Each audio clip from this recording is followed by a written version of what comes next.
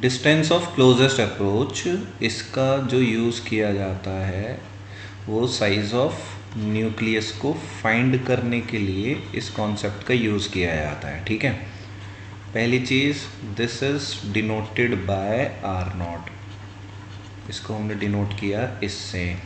ठीक है, दूसरा ये हमें क्या बताता है, give the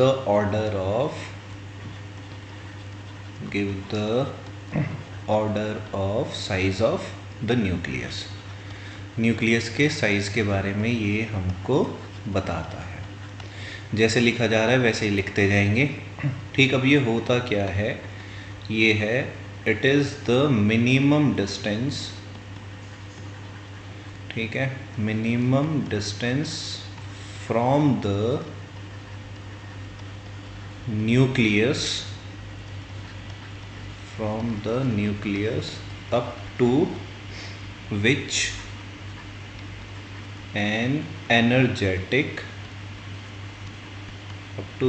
an energetic alpha particle can move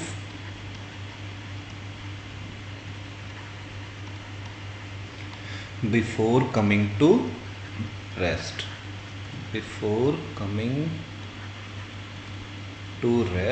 and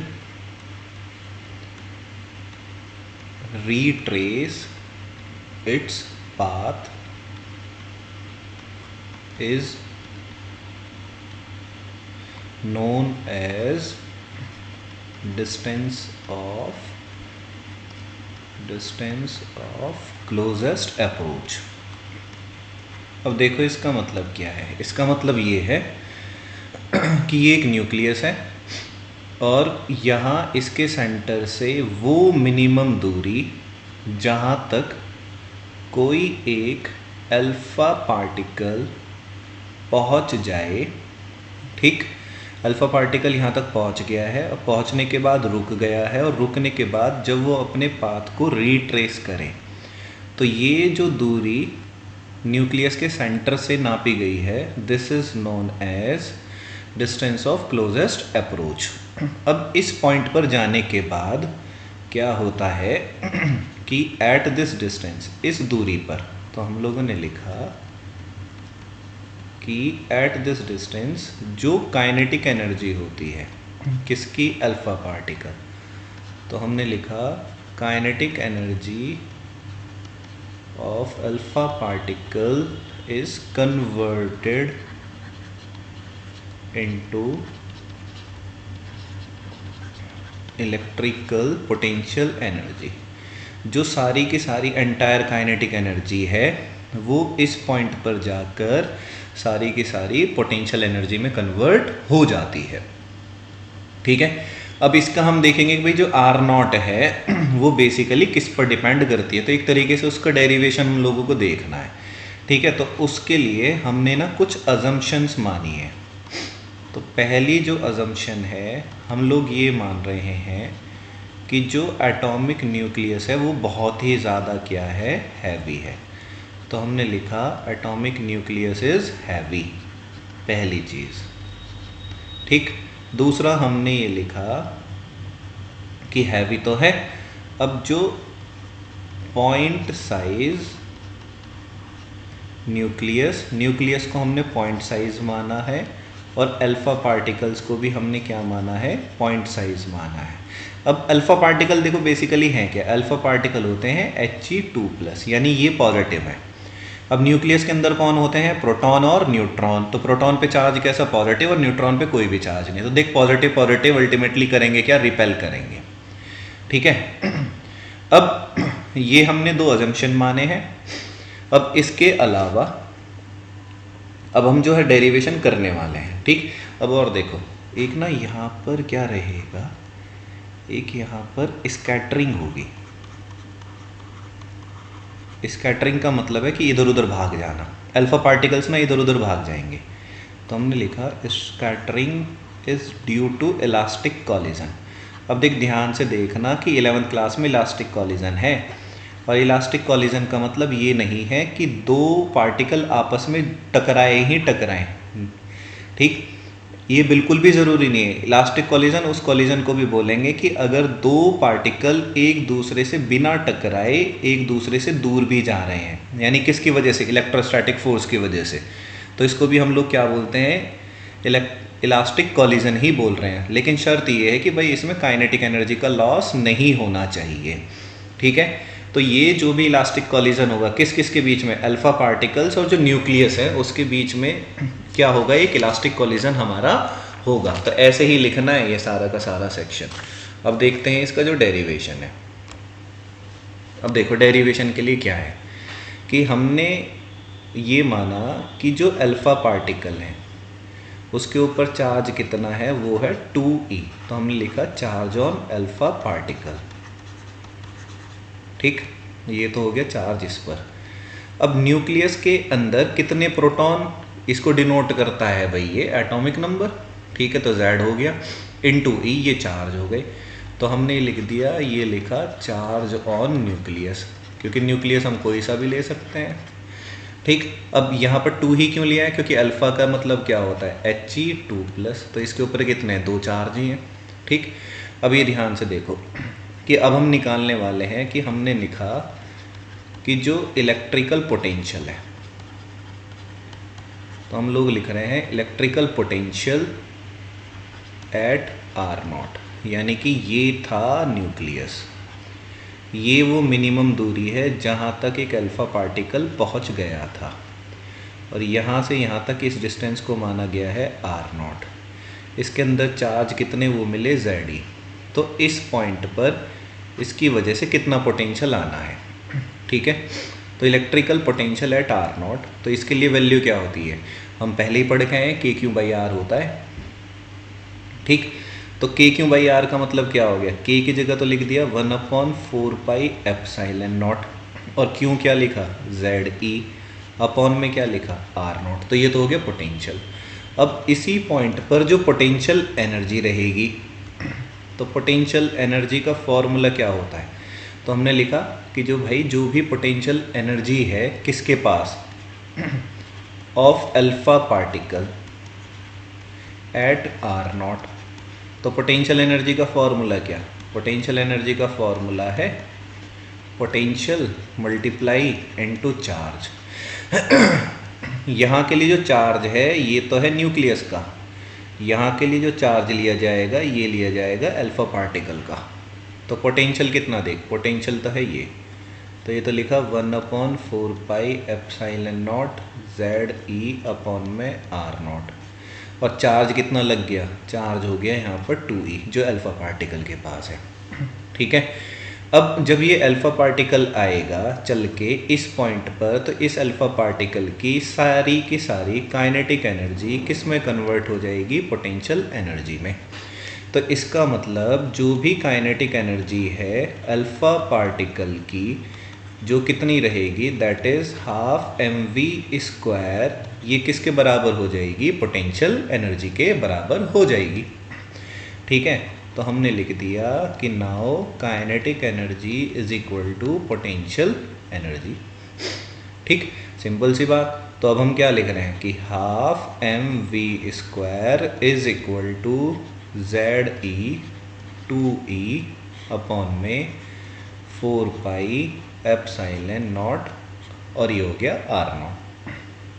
अब यहाँ से क्या करो, R0 को फ्री करो, तो R0 को जो फ्री किया तो ये हो गया Ze2e अपॉन में 4πε0, और ये नीचे क्या आ गया, काइनेटिक एनर्जी, ठीक। अब देख इसकी जगह लिख दिया है ये ½mv² की जगह kinetic energy, Z constant, E constant, 2 constant, E constant, 4 constant, पाई कांस्टेंट, एप्सिलॉन कांस्टेंट। अब काइनेटिक एनर्जी ही क्या है, इससे अल्फा पार्टिकल को ज़्यादा स्पीड से फेंको तो ज़्यादा काइनेटिक एनर्जी है, कम स्पीड से फेंकोगे तो कम काइनेटिक एनर्जी है। तो ये सारी टर्म क्या कांस्टेंट थी, तो therefore we can write that is R0 is inversely proportional to the kinetic energy. इसका मतलब ये है कि अगर न्यूक्लियस के पास कभी अल्फ़ा पार्टिकल इस डिस्टेंस तक गया था, अब अगर इसी अल्फ़ा पार्टिकल की काइनेटिक एनर्जी को बढ़ा दिया जाए तो ये पार्टिकल इस पॉइंट तक भी पहुंच सकता है। इसका मतलब जितनी ज़्यादा काइनेटिक एनर्जी उतनी ही कम क्या है, आर नॉट की वैल्यू भी हमें मिल पाएगी। ठीक है, तो ये हो गया एक तरीके से इसका डेरिवेशन। नेक्स्ट आता है हम लोगों के पास इम्पैक्ट पैरामीटर। अब देख, इम्पैक्ट पैरामीटर का मतलब क्या होता है कि ये तो रहा हम लोगों के पास न्यूक्लियस, ठीक, और न्यूक्लियस के अंदर से ये गई सेंट्रल लाइन, तो यहाँ हमने लिख दिया इसके लिए दिस इज सेंट्रल लाइन। अब इस सेंट्रल लाइन से इधर की तरफ क्या हो रहा है कि यहाँ से एक अल्फा पार्टिकल है, तो ये उसका क्या हो गया, वेलोसिटी वेक्टर हो गया। तो velocity vector of alpha particle, ठीक है भाई, ये तो इस तरफ जा रहा है, ऐसे जा रहा है। तो ये इसी की तरफ इसका क्या है, वेलोसिटी वेक्टर है। तो ये ऐसे जाता अगर ये न्यूक्लियस ना होता। अब न्यूक्लियस पे साइज चार्ज कैसा है, पॉजिटिव, तो जब ये ऐसे जाने की कोशिश कर रहा है तो ये क्या कर गया, रिपल्शन की वजह से ये इस ट्रेजेक्ट्री के अलॉन्ग चला गया ऐसे। तो ये इतने एंगल से क्या हो गया, इस एंगल से ये हो गया डेविएट। तो सेंट्रल लाइन से और वेलोसिटी वेक्टर के बीच की जो दूरी है, इसी को क्या बोला गया है, इसको बोला गया है इम्पैक्ट पैरामीटर। अब इम्पैक्ट पैरामीटर बेसिकली क्या बताता है कि भाई अल्फा पार्टिकल की ट्रेजेक्ट्री कैसे रहने वाली है। तो हमने ये लिखा कि इसकी जो डेफिनेशन होती है ये लिखी गई, it is the perpendicular distance, ये एक परपेंडिकुलर डिस्टेंस है of the initial velocity vector. तो हमने लिखा initial velocity vector of the alpha particle. Velocity vector किसका है, alpha particle, from the central line, ये हमने लिखा from the central line of the nucleus, ये लिख दिया हम लोगों ने, ठीक। अब देख, ये बेसिकली जो इम्पैक्ट पैरामीटर है ये क्या करता है कि इट डिटरमाइंस, ये डिटरमाइन कराता है किसको, it determines the trajectory traced by an alpha particle, traced by an alpha particle, कि एक अल्फा पार्टिकल किस रास्ते को ट्रेस करेगा जब वो गोल्ड फॉइल से पास कर रहा है, ठीक है। अब इसमें देख कि अगर हम इसके नोट में लिखना शुरू करें कि अगर b की वैल्यू क्या है, बहुत ज़्यादा है, अगर b की वैल्यू ज़्यादा है तो जो फोर्स रहेगा रिपल्शन का, तो हमने लिखा कि भाई जो force experienced by alpha particle वो क्या रहने वाला है, वो कम रहेगा। कम का मतलब क्या है, वो हल्का है, वीक रहेगा, ठीक। क्यों, क्योंकि जो फोर्स होता है that is inversely proportional to the distance का स्क्वायर, ये हम लोगों को पता है, ठीक। ये कहानी हो गई। दूसरा कि अगर हम b की वैल्यू को कर दें 0, अगर इसको 0 कर देते हैं तो इसका मतलब अल्फा पार्टिकल सेंट्रल लाइन के अलॉन्ग मूव कर रहा होगा। तो अगर b की वैल्यू 0 हो जाएगी तो जो अल्फा पार्टिकल रहेगा, ध्यान से सुननी है सब चीज़ें, जो अल्फा पार्टिकल रहेगा, alpha particle will trace its original path, अपने ओरिजिनल पाथ को वो क्या करेगा, ट्रेस करेगा, ठीक। इसका मतलब कि इस बार थीटा की वैल्यू कितनी होने वाली है, इस बार थीटा की वैल्यू हो जाएगी 180 डिग्री, क्योंकि वो ऐसे ही जाएगा, अपने जिस रास्ते से आया उसी रास्ते से चला जाएगा, ठीक। नेक्स्ट अगर हम देखें कि भाई जो रिलेशन होता है, इसका मतलब है कि फिर रिलेशन निकालो किसके बीच में, relation in between scattering angle, scattering angle कौन सा, जो थीटा है, तो हमने लिखा relation in between scattering angle and impact parameter b। अब ये याद रखना है फॉर्मूला, तो b इज इक्वल टू होता है 1/4 pi epsilon naught as it is है जेड ई स्क्वायर, यहाँ पे आ गया कॉट थीटा बाई 2 अपॉन में ये आ जाएगा काइनेटिक एनर्जी। किसकी काइनेटिक एनर्जी? अल्फा पार्टिकल की। ठीक, अब देख, अगर b की वैल्यू बहुत ज़्यादा लार्ज है, b की वैल्यू अगर लार्ज है, इसका मतलब क्या था? इसका मतलब ये था कि cot θ/2 कभी बहुत ज़्यादा लार्ज था। ठीक है, और अगर cot की वैल्यू बहुत ज़्यादा लार्ज आ रही है, इसका मतलब थीटा क्या था कि उस टाइम पे थीटा कभी स्मॉल था। ये मैथ से सिंपल। ठीक, अगर हम ये बोले कि भाई b की वैल्यू कभी क्या है? स्मॉल है। अगर b की वैल्यू कभी स्मॉल रही है, इसका मतलब cot θ/2 जो था वो कभी स्मॉल आया है। स्मॉल क्यों आया है? क्योंकि कभी जो थीटा था वो लार्ज रहा होगा। और अगर b की वैल्यू को क्या कर दिया जाए? जीरो। जीरो होने का मतलब क्या है कि जो cot θ/2 है ये वैल्यू क्या आई है? ज़ीरो। और इस वैल्यू को ज़ीरो आने का मतलब क्या है कि θ/2 को क्या होना पड़ेगा? 90। और θ/2 अगर 90 है तो इसका मतलब थीटा की वैल्यू क्या रहेगी? 180। तो देखो रिट्रेस कर जाएगा b की वैल्यू पर।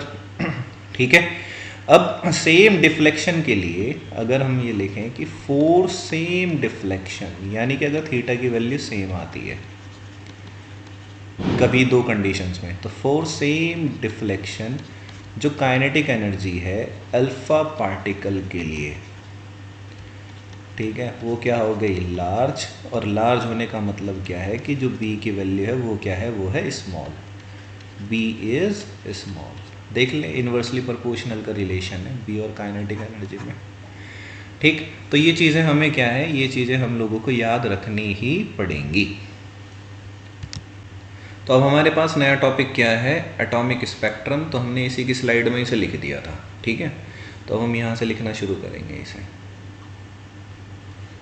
तो अगला टॉपिक है हम लोगों के पास, दैट इज़ एटॉमिक स्पेक्ट्रम। और ये वाला सेक्शन तो मुझे लगता है कि शायद 11th क्लास की केमिस्ट्री में भी आप लोगों ने पढ़ा होगा।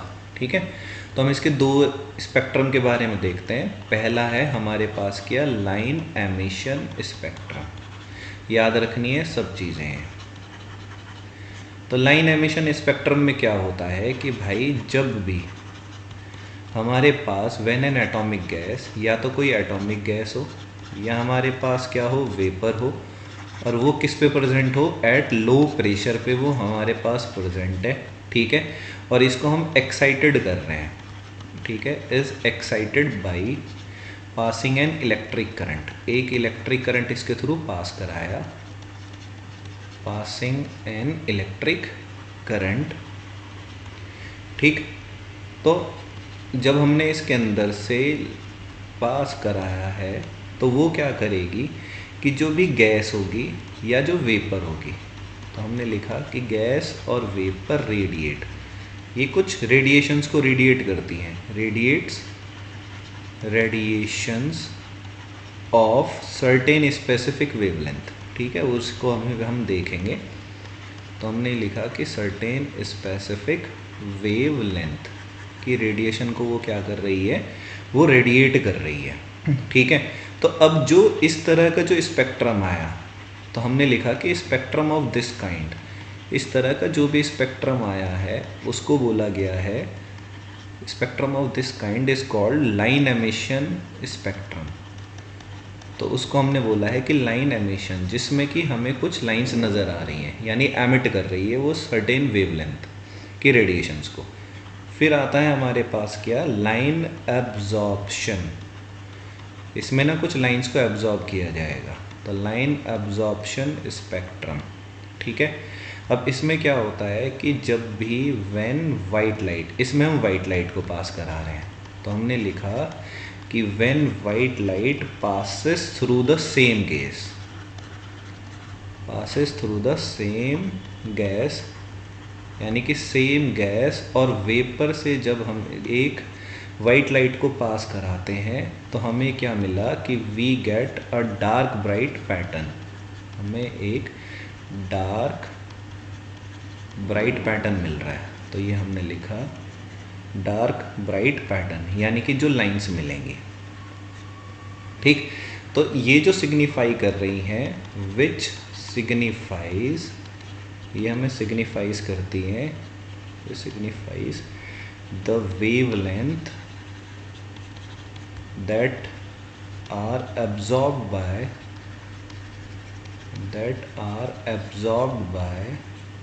the gas। अब मज़े की बात ये है कि देखो कि हो क्या रहा है कि इस वाले में कि ये तो कॉन्टिन्यूस स्पेक्ट्रम आना था। अब जो एमिशन वाले हैं, एमिशन वाले में तो ये चीज़ें एमिट हो रही हैं, ये सारा सेक्शन, ठीक है। अब जो एब्जॉर्प्शन वाला सेक्शन है, एब्जॉर्प्शन वाले सेक्शन में इतने सेक्शन को एब्जॉर्ब कर लिया गया है। अब जब इन दोनों चीज़ों को ओवरलैप कराया जाएगा तो हमें कॉन्टिन्यूस स्पेक्ट्रम मिलेगा। इसका मतलब कि एमिशन के टाइम पर जो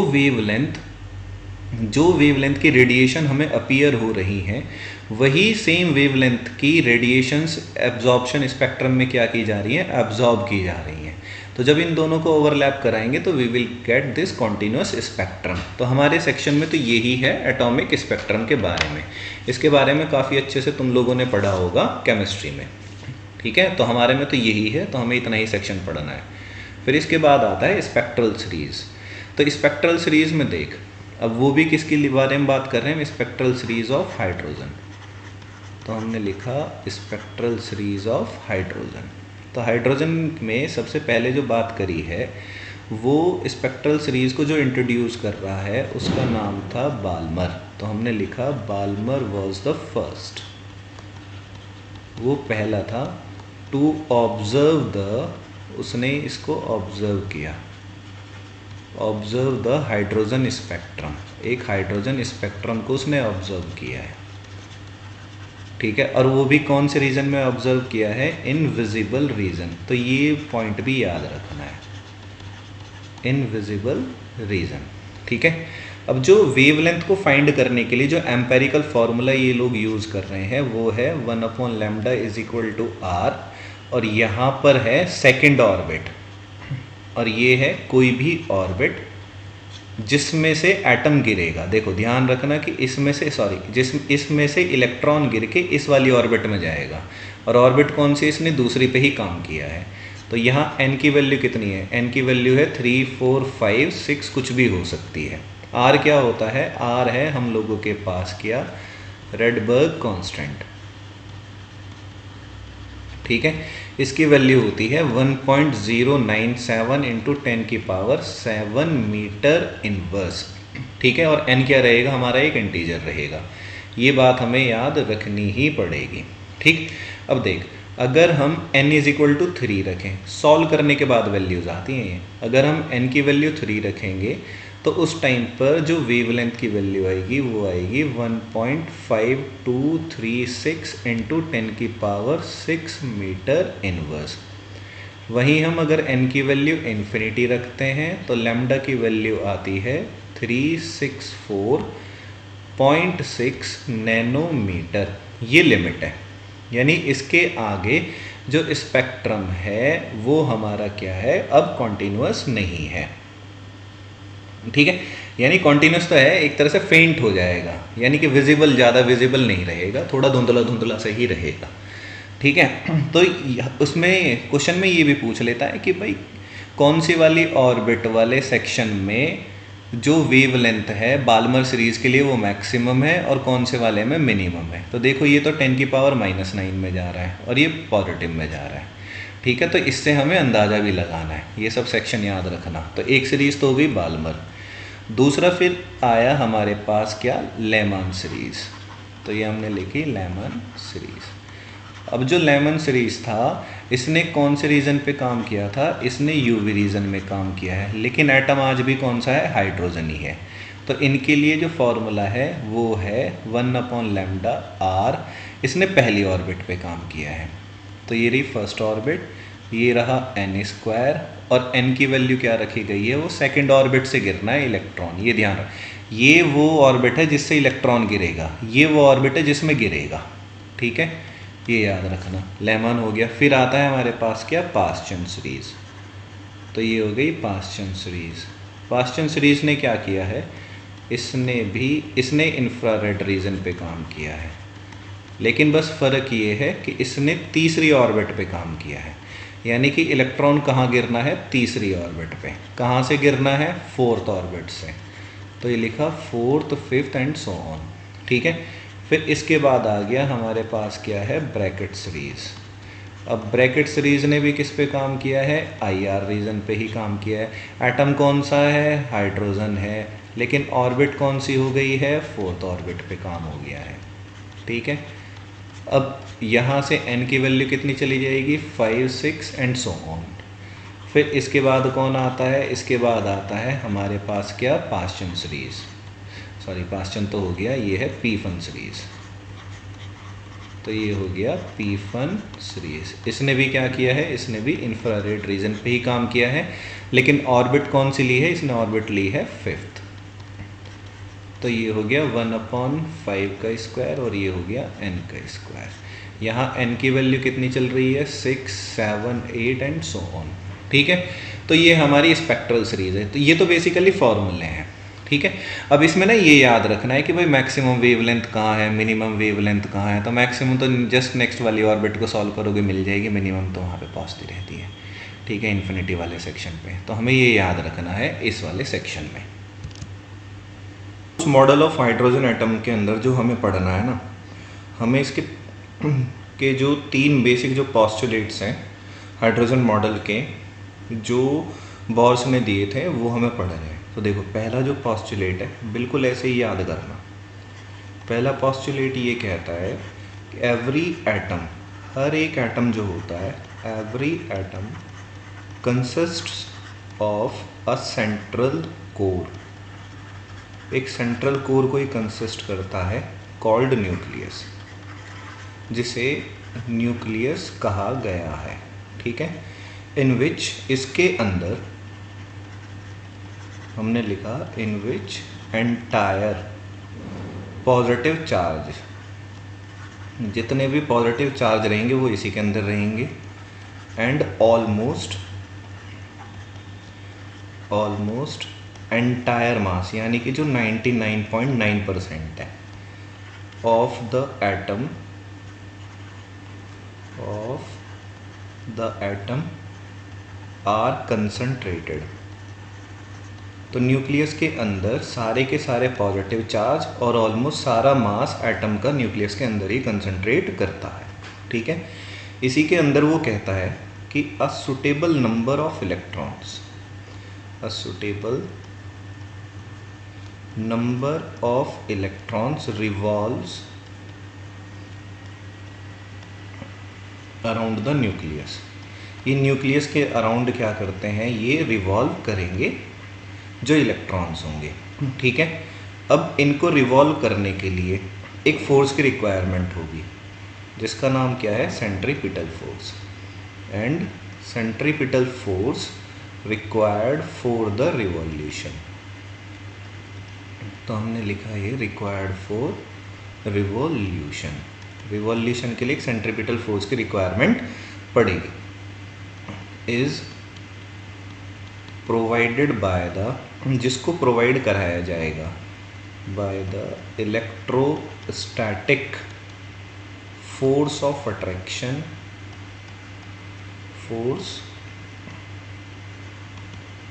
of attraction between the electron and the nucleus, between the electron and the nucleus. यानी कि ये न्यूक्लियस है, ये उसकी ऑर्बिट है, इनके आसपास ये इलेक्ट्रॉन रिवॉल्व करेगा। न्यूक्लियस के अंदर प्रोटॉन होते हैं, प्रोटॉन के ऊपर चार्ज क्या है, पॉजिटिव। पॉजिटिव और नेगेटिव के बीच में एक फोर्स ऑफ अट्रैक्शन लग रहा है, इलेक्ट्रोस्टैटिक फोर्स ऑफ अट्रैक्शन जिसे बोला गया है, जिसकी वजह से ये इलेक्ट्रॉन क्या करता है, इस ऑर्बिट में ये रिवॉल्व कर रहा है। और अगर ये सर्कुलर मोशन में जा रहा है, इसका मतलब एक सेंट्रीपिटल फोर्स की यहाँ पर क्या हुई है, उत्पत्ति हुई है। ठीक है। तो ये हो गया है हमारा क्या, फर्स्ट लॉ, जो कि फर्स्ट पॉस्टुलेट दिया था किसने, बोर्स ने। अब हमें देखना है सेकंड जो पॉस्टुलेट है। तो सेकंड पॉस्टुलेट के अकॉर्डिंग वो कहता है कि जब भी इलेक्ट्रॉन अपने किसी भी ऑर्बिट में घूम रहा है, ठीक है, घूमना शुरू कर दिया, तो हमने लिखा कि जो इलेक्ट्रॉन है, electron can revolve only in a certain non radiating, यानी कि जिन भी ऑर्बिट में वो रिवॉल्व करेगा वो क्या रहेंगी, वो नॉन रेडिएटिंग रहेंगी। ठीक है, यानी कि वो रेडिएशन को रिलीज नहीं करेंगी। तो नॉन रेडिएटिंग ऑर्बिट, जिनको क्या बोला गया है, स्टेशनरी ऑर्बिट बोला गया है, कॉल्ड स्टेशनरी ऑर्बिट। ठीक है, जहाँ पर फॉर विच जो एंगुलर मोमेंटम रहेगा, एंगुलर मोमेंटम किसका, इलेक्ट्रॉन का, for which angular momentum of revolving electron is an integral multiple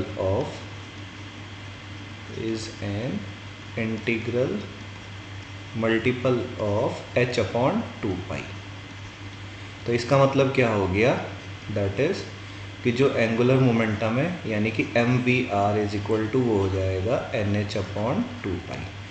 n का मतलब क्या है कि कौन सी ऑर्बिट में वो घूम रहा है। देख अभी तक है क्या, ये है कि न्यूक्लियस है, न्यूक्लियस पे चार्ज कैसे पॉजिटिव, इसके आसपास की जो ऑर्बिट है उनको बोला गया है स्टेशनरी ऑर्बिट इनको, और ये कैसी है, नॉन रेडिएटिंग है।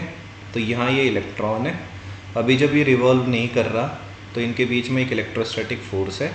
इस इलेक्ट्रोस्टैटिक फोर्स की वजह से एक सेंट्रीपिटल फोर्स जनरेट हुआ, जिसकी वजह से इसने इस ऑर्बिट में घूमना शुरू कर दिया, रिवॉल्यूशन। क्योंकि जब ये घूमेगा और इसका एक मास भी है तो कैसे घूम रहा है, एंगल के साथ घूम रहा है, तो इसके पास एक मोमेंटम रहेगा जिसका नाम क्या होगा, एंगुलर मोमेंटम। और उस एंगुलर मोमेंटम का फॉर्मूला क्या है, mvr, और ये किसके बराबर रहेगा, इंटीग्रल मल्टीप्लाई यानी कि n, और मल्टीपल किसका चल रहा है, h अपॉन 2 पाई का। h क्या है, h यहाँ पे होता है हमारे पास प्लैंक्स कांस्टेंट, तो ये लिख दिया हमने प्लैंक्स कांस्टेंट। ठीक है, तो ये हो गया हमारा दूसरा। अब इसी के बारे में ना कि भाई एक्सप्लेन करो कौन से लॉ को, इस लॉ का नाम भी है यानी रूल, तो इसको हम कभी कभी ये पेपर में इस नाम से भी आ जाता है, बॉर्स क्वांटाइजेशन रूल, तो उसमें यही लिखना है। ठीक है, या इसके अलावा इसका जो दूसरा नाम है वो और लिख देता हूँ मैं, दूसरा नाम इसका दे देता है वो Bohr's angular momentum quantization condition. ठीक है, ये हो गया सेकंड पॉस्टुलेट। थर्ड पॉस्टुलेट ये कहता है कि ये तो रहा न्यूक्लियस, न्यूक्लियस के आसपास ये रही बहुत सारी ऑर्बिट, एक ऑर्बिट ये है, एक ऑर्बिट ये है। तो अगर एक हायर ऑर्बिट से लोअर ऑर्बिट में इलेक्ट्रॉन को आना है तो इसे क्या करना पड़ेगा, एनर्जी को लूज करना पड़ेगा। और अगर एक लोअर ऑर्बिट से हायर ऑर्बिट में जाना है तो इसको क्या करना पड़ेगा, एनर्जी को गेन करना पड़ेगा। ये क्या है, ये थर्ड पॉस्टुलेट है। ठीक है, तो थर्ड पॉस्टुलेट के अकॉर्डिंग है कि द एमिशन, कि भाई जो एमिट करना है, इसके अलावा जो क्या है एब्जॉर्प्शन, तो हमने लिखा emission absorption of energy occur only when, ये तभी होगा only when an electron jumps from one of its specified non-radiating orbit to another। जब वो एक नॉन रेडिएटिंग ऑर्बिट से जंप करे, या तो वो ऊपर की तरफ जंप करे चाहे वो नीचे की तरफ जंप करे, तो तब क्या होगा, एनर्जी को या तो एब्जॉर्ब किया जाएगा या एनर्जी को क्या किया जाएगा, एमिट किया जाएगा। ये तुम्हारा क्या है, ये थर्ड पॉस्टुलेट हो गया।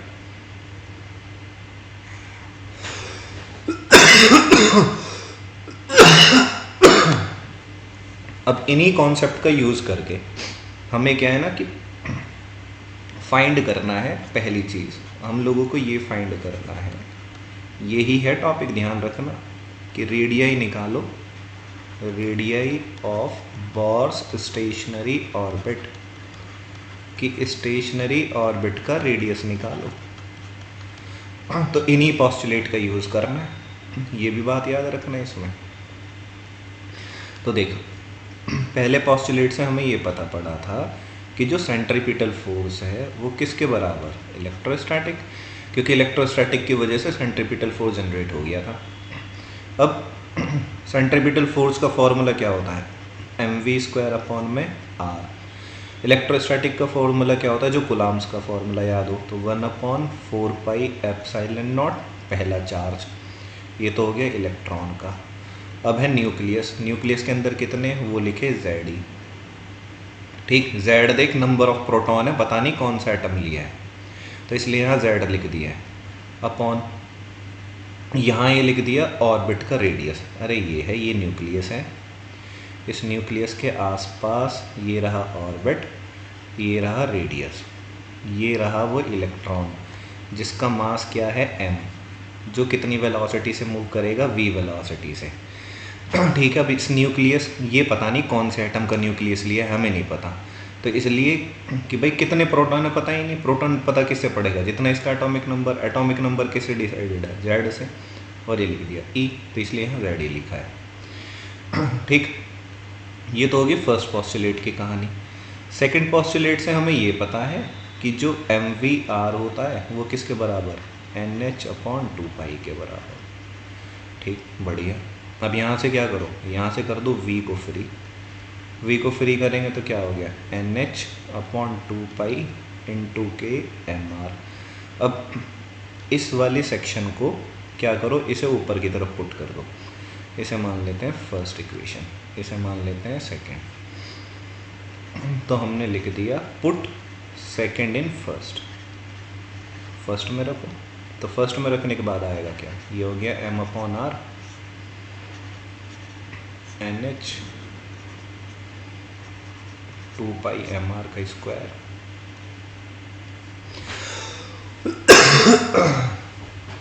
अब ये क्या है, 1/4π, इसकी जगह लिख दिया k, ये हो गया Z², ये हो गया R²। सॉल्व करो, वैल्यू आ जाएगी। सॉल्व देखो कैसे करेंगे,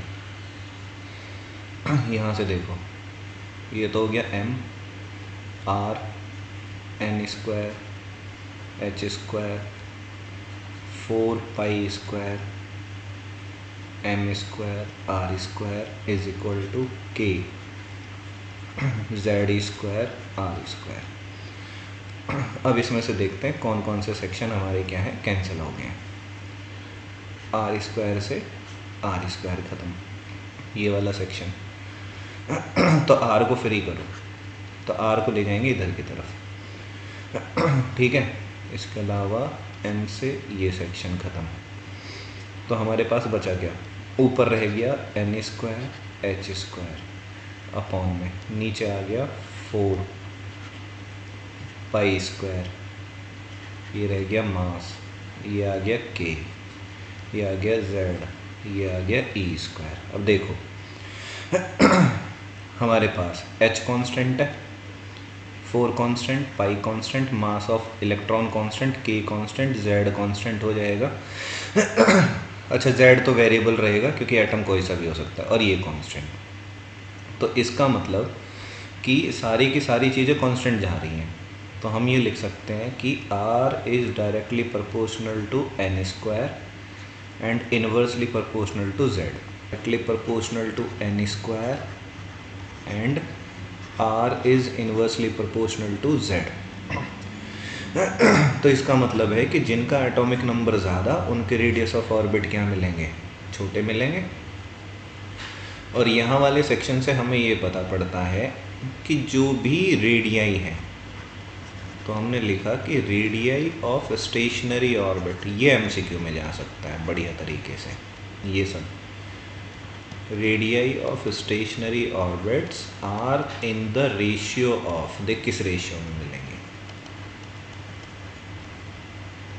पहली 1, दूसरा, तीसरे 3 का स्क्वायर, 4 का स्क्वायर, इस तरह से ये मिलेंगे। ठीक है, इसका मतलब क्या है कि न्यूक्लियस के पास पहली ऑर्बिट तो मिली यहाँ पर 1 पर, तो दूसरी यहाँ मिल रही होगी। क्यों, ये कितनी है, ये है 4, यहाँ से लेके यहाँ तक, फिर वो मिलेगी यहाँ पे, क्यों, क्योंकि ये कितनी है 9। तो ये हो गया हमारे पास सेक्शन। अब अगर इनके ग्राफ ड्रॉ करे जाएँ तो ग्राफ भी देख किसके, ये तो हो गए रेडियस, ये हो गया n, तो ये इस तरह से जा रही है, ऐसे ग्राफ जाएगा ये। हमारे पास जो रेडियस का फॉर्मूला आया था that is r is equal to N square upon में z, और इधर ये रीअरेंज करके लिखें तो this is h square upon में 4 pi square mass of electron K E square. अगर इन सभी की वैल्यूज़ को भी हम लोग पुट कर दें ना तो हमारे पास जो वैल्यू निकल के आएगी दैट इज़ 5.29 इंटू 10⁻⁻11 मीटर, और इधर आ जाएगा ये n स्क्वायर अपॉन में z। तो ये तो हो गया हमारा एक पार्ट कंप्लीट। सेकंड आता है कि हमें ना वेलोसिटी फाइंड करनी है। अभी तक हम रेडियस फाइंड कर चुके हैं, तो वेलोसिटी ऑफ इलेक्ट्रॉन इन, ये हमारा सेकंड पॉइंट रहेगा, Bohr's stationary orbit. Bohr's stationary orbit के अंदर जो इलेक्ट्रॉन है उसकी वेलोसिटी हमें फाइंड करनी है। तो फिर से देख, पहला जो पॉस्टुलेट है that is F centripetal force is equal to electrostatic forces का यूज़ करना है। इसके अकॉर्डिंग क्या है, ये हो गया mv square upon r is equal to K Z E square upon में r स्क्वायर। ठीक है। दूसरा हमारे पास क्या है, हम लोगों के पास है जो पॉस्टुलेट था mv square is equal to nh upon में क्या हो गया, ये आ गया हम लोगों के पास 2 पाई। तो हमें करना क्या है ना, हमें ना वेलोसिटी को फ्री करना है। ठीक, तो हम लोग यहाँ से कर क्या रहे हैं कि यहाँ से हम लोगों ने देखो इस r से तो ये r कैंसिल आउट हो गया, तो हम यहाँ से r को फ्री कर रहे हैं। तो जब r को फ्री करेंगे तो हमारे पास हो जाएगा के जेड ई स्क्वायर अपॉन में mv स्क्वायर। तो इस इक्वेशन को माना a इक्वेशन। यहाँ से भी अगर हम r को फ्री करें तो हमारे पास आ जाएगा nh अपॉन 2 पाई, और ये हो गया mv। तो ये इक्वेशन हो गई b। अब दोनों इक्वेशन को क्या करो, इक्वेट करो। तो इक्वेट करने के बाद हमारे पास क्या आ गया, हम लोगों के पास आ गया K Z E square upon में mv square is equal to nh upon 2 pi, और ये हो गया mv। तो यहाँ से इस v से तो ये कैंसिल आउट, तो v को फ्री करो। तो v जब फ्री हो जाएगा तो ये आ गया हम लोगों के पास के जेड ई स्क्वायर अपॉन में n, ये आ गया h। देख मास से मास भी कैंसिल आउट है। ठीक, और 2 पाई चला गया फिर ऊपर की तरफ, तो ये आ गया 2 पाई।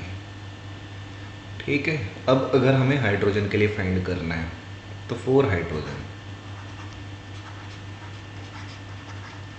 तो हाइड्रोजन के लिए क्या पुट करो, n is equal to, sorry hydrogen के लिए हमने z इज इक्वल टू कर दिया 1 पुट।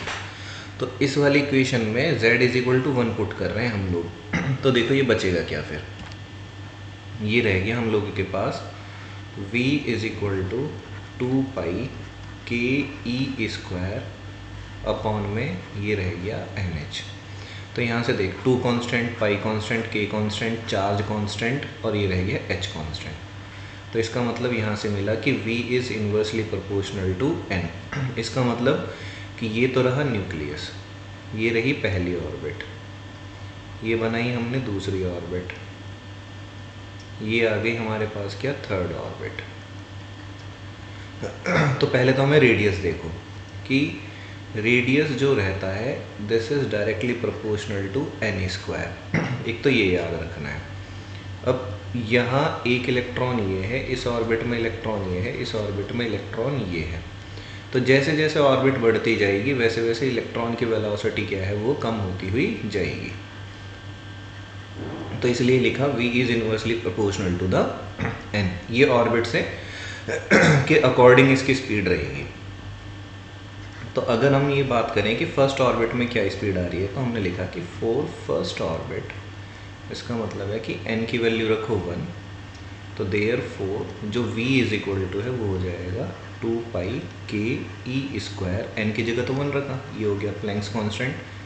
जब इसे सॉल्व करेंगे तो we will get 2.2 into 10⁻⁶ metre per second. इतनी वेलोसिटी रहेगी फर्स्ट ऑर्बिट में। अगर सेकंड में निकालना है तो इसकी जगह 2 रख देना, ठीक। तो ये तो हो गया हमारे पास वेलोसिटी, तो ये याद रखने हैं, ये ध्यान रखना। अब अगर हम ग्राफ बनाएं, ग्राफ देख किसके वर्सेस बन रहा है, ये है ऑर्बिट, ये है वहाँ वेलोसिटी, तो ये इन्वर्स के रिलेशन गए ऐसे, ये बन गया कर्व, वेलोसिटी वर्सेस ऑर्बिट, यानी कि नंबर ऑफ ऑर्बिट। तो 2 सेक्शन हो गए। अब देख तीसरा सेक्शन, यानी कि अब हमें ना फ्रीक्वेंसी निकालनी। थर्ड सेक्शन आ गया हम लोगों के पास, frequency of electron in Bohr's stationary orbit, कि जो बोर्स स्टेशनरी ऑर्बिट है उसमें उसकी फ्रीक्वेंसी क्या रहेगी, चक्कर लगाने की फ्रीक्वेंसी। देख लॉजिकली बताना कि यहाँ ऑर्बिट में इतना सरकमफ्रेंस है, यहाँ इतना सरकमफ्रेंस है, इस वाली ऑर्बिट के लिए इतना ज़्यादा सरकमफ्रेंस है, ठीक। अब इनके अंदर हम लोगों ने देखा कि इसकी वेलोसिटी तो है ज़्यादा, इसकी वेलोसिटी कम, इसकी वेलोसिटी क्या है और कम, तो इसको तो बहुत ज़्यादा सरकमफ्रेंस लेना है, इसको बहुत कम सरकमफ्रेंस लेना है, लेकिन सबको डिस्टेंस क्या करनी है, सेम कवर करनी है। सपोज करिए 100 की है और ये सरकमफ्रेंस कितने की है, 10 की, तो ये तो एक राउंड में 100 कवर कर लेगा, ये कितने राउंड में कवर करेगा, ये करेगा 10 राउंड में कवर। समझ में आ रही है बात?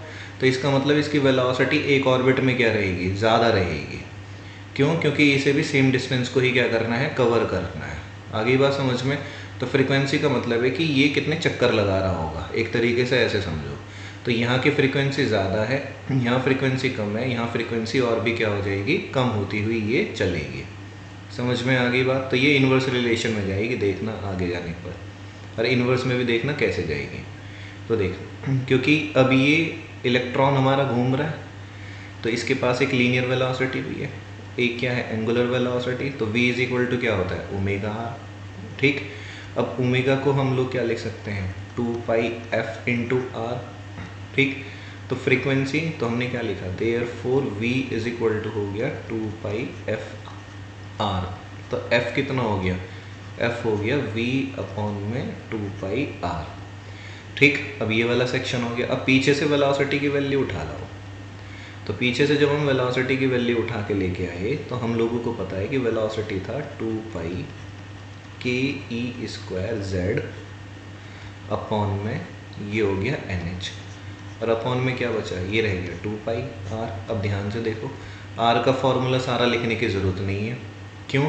क्योंकि देख 2 कांस्टेंट, पाई कांस्टेंट, के कांस्टेंट, ई कांस्टेंट, जेड वेरिएबल है, जेड क्या रह जाएगा, ये रह गया वेरिएबल, ठीक। एन वेरिएबल है, एच कांस्टेंट है, 2 कांस्टेंट है, पाई कांस्टेंट है। अब अगर मुझे हाइड्रोजन के लिए जाना है तो देखो ध्यान से देखना, अगर मुझे हाइड्रोजन के लिए जाना है तो जेड की वैल्यू क्या रख देंगे, 1, तो ये भी फिक्स हो गया। तो वेरिएबल कौन बचे, एक तो रह गया एन और एक रह गया आर। अब आर के लिए भी हम लोगों को पता है कि radius of orbit is directly proportional क्या जा रहा है, एन स्क्वायर से। तो अगर एन स्क्वायर से जाएगा तो एक एन स्क्वायर तो इसका लगेगा, एक एन ये हो गया। तो इसका मतलब क्या हो गया कि भाई देखो ध्यान से समझो कि फ्रीक्वेंसी के लिए 2 कांस्टेंट, पाई कांस्टेंट, के कांस्टेंट, ई कांस्टेंट, जेड वन मान लिया, एन ऑर्बिट हो गई, एच कांस्टेंट है, 2 कांस्टेंट है, पाई कांस्टेंट है। अब आर के बारे में यही तो पता है कि R is directly proportional N square, inversely proportional 1 upon Z. अब जेड कितना ले रखा है, 1, तो इसे तो लेने की ज़रूरत नहीं है। तो यहाँ पे क्या बचा, n की जगह ये n ही रह गया, यानी कि r जो है वो किस पे रिलेट कर रहा है, किस पे के प्रोपोर्शनैलिटी है, किस पे डिपेंड कर रहा है, n पे डिपेंड कर रहा है। तो r की जगह हम n स्क्वायर ले रहे हैं, तो हमने डायरेक्ट लिख दिया कि जो फ्रीक्वेंसी है, frequency is directly proportional to n की पावर 3, क्योंकि n स्क्वायर इसके हैं और एक n ये है यहाँ से, ठीक। तो ये हो गया हमारा फ्रीक्वेंसी n क्यूब के रिलेशन से जाती है, ये हमें याद रखना है हर हाल के लिए, ठीक। अब अगर हम बात करें कि देखो हाइड्रोजन का जेड ये है, और मैं लिखूं कि 4 फर्स्ट ऑर्बिट के लिए, कि पहली ऑर्बिट के लिए और निकालो। तो अगर हम फर्स्ट ऑर्बिट के लिए फ्रीक्वेंसी चेक करें इस वाले सेक्शन में, तो फ्रीक्वेंसी की जो वैल्यू आएगी f इज इक्वल टू आएगी 6.57 10 टू द पावर 15 रिवॉल्यूशन पर सेकेंड आएगा, यानी 1 सेकेंड में वो इतनी रिवॉल्यूशन लगाएगी जो इलेक्ट्रॉन है, ये ध्यान रखना, ठीक है।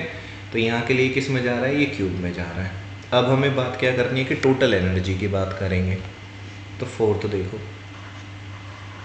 तो हमारे पास क्या है, फोर्थ आ रहा है total energy of electron in Bohr's stationary orbit. Bohr's की जो स्टेशनरी ऑर्बिट है उसके अंदर टोटल एनर्जी कितनी मिलेगी, ठीक। अब ये एक बढ़िया चीज़ है, इसके ऊपर न्यूमेरिकल भी बन सकते हैं और अभी तक एक एक नंबर के न्यूमेरिकल तो इस पे आते ही रहते हैं, वो एमसीक्यू में भी हो सकते हैं। देखो ध्यान से, ये तो रहा न्यूक्लियस, ये रही कोई भी एक ऑर्बिट, इस ऑर्बिट में ये बैठ गया इलेक्ट्रॉन, ये है रेडियस ऑफ ऑर्बिट, ठीक है। अब न्यूक्लियस के अंदर चार्ज कितना, वो हमने लिख दिया कि नंबर ऑफ प्रोटॉन जितने हैं मल्टीप्लाई कर दो चार्ज से, तो इतना total charge. Number of proton का मतलब क्या हो गया, Z इंटू ई, एटॉमिक नंबर, भाई जितने एटम उतने नंबर ऑफ प्रोटॉन मिलेंगे जितना एटॉमिक नंबर है। तो हमने देख क्या लिखा है, इसके लिए कैसे कैसे लिखना है वो ध्यान से रखना कि हम लोगों को ये पता है कि centripetal force is equal to होता है इलेक्ट्रोस्टैटिक फोर्स। ये चीज़ तो हमें अच्छे से पता पड़ गई है, ठीक। इसकी कहानी के लिए एनर्जी पे भी आएंगे, लेकिन ये कॉन्सेप्ट था।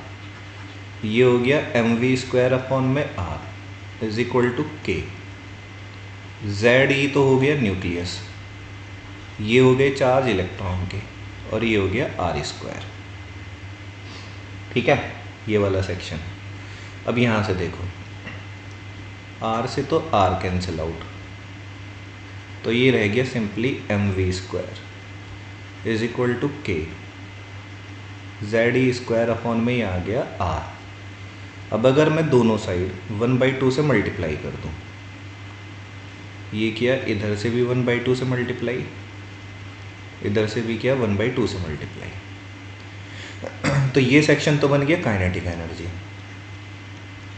तो काइनेटिक एनर्जी इलेक्ट्रॉन की कितनी आ गई, ये आ गई k, ZE² अपॉन में क्या आ गया 2r।